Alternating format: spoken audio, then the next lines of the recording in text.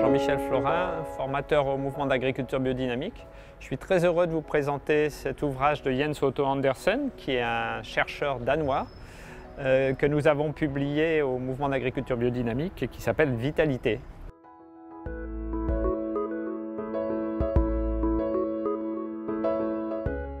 Alors peut-être la première partie, c'est de montrer que nos aliments sont plus que des nutriments, donc plus que des protéines, des glucides, des lipides, ce qu'on voit sur l'étiquette.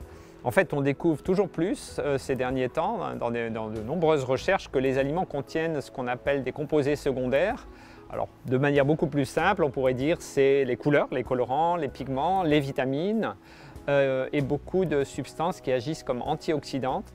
C'est-à-dire qu'ils peuvent préserver notre santé, en fait, renforcer notre santé, y compris éviter, par exemple, limiter les risques de cancer, etc. Donc nos aliments sont aussi des médicaments s'ils sont bien cultivés et si on choisit les bonnes variétés.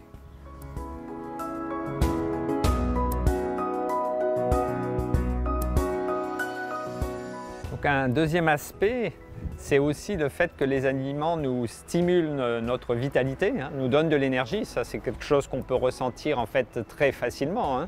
Quand je mange, après un repas, est-ce que je me sens stimulé? Est-ce que j'ai de l'énergie pour retourner au travail ou faire ce que je dois faire, ou si je suis fatigué?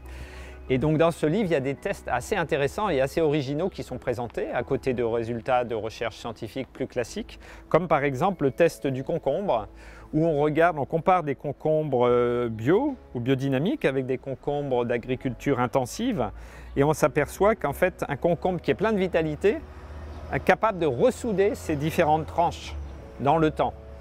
C'est des exemples assez intéressants, des choses qu'on peut essayer de faire soi-même, qui nous montrent aussi que la vitalité s'exprime par le fait qu'un aliment se conserve dans le temps. Il y a des aliments qui se conservent très peu ou d'autres qui se conservent longtemps selon le mode de culture. Par exemple, vous connaissez peut-être des pommes qui pourrissent tout de suite. Bon, ce n'est pas un signe de vitalité. Ça veut dire qu'elle ne va pas vous donner de force si elle est déjà décomposée, quasiment achetée, elle est en train de se décomposer.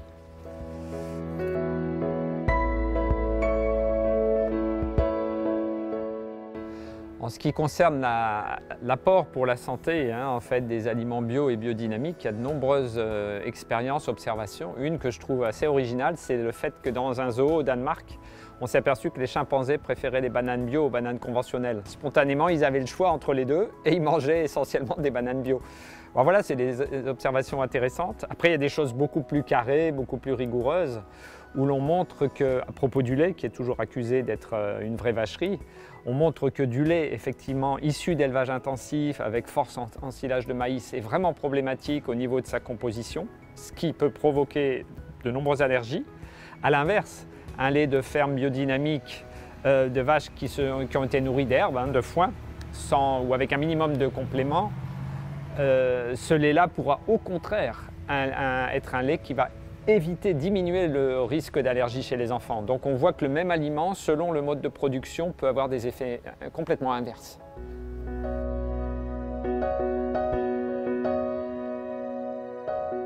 Alors, en fait, derrière les aliments, évidemment, il y a un type d'agriculture à chaque fois, différent. Et là, c'est intéressant c'est présenté dans le livre, c'est intéressant d'approfondir ça, de se dire quand j'achète un aliment, quelle agriculture et quel paysage il va favoriser.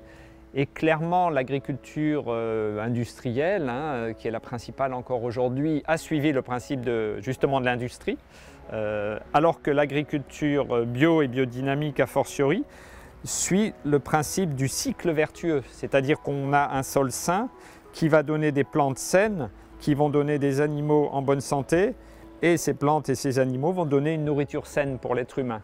Et c'est un cycle vertueux qui ne crée pas idéalement de déchets non plus, c'est-à-dire que les déchets, le fumier n'est pas un déchet, le déchet c'est l'or du paysan en fait dans ce cycle vertueux.